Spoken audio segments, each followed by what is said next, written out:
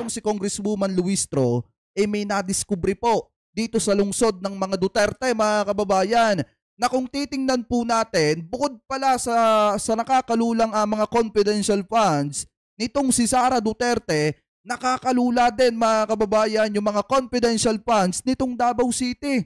Dahil biruin nyo ha, mas naunusan pa niya or mas nalakihan pa, mga kababayan, ng confidential fund ng Davao City etong confidential fund ng City of Manila at saka nitong Makati, mga kababayan, na kung saan mas marami yung mga nangangailangan at mas marami yung mga problema na dapat maresolba, mga kababayan. Ano po, so ngayon, ito, pakinggan po natin etong nakita nating balita galing kay Dai News Philippines. Ano po, ikinikredit po natin sa kanya yan.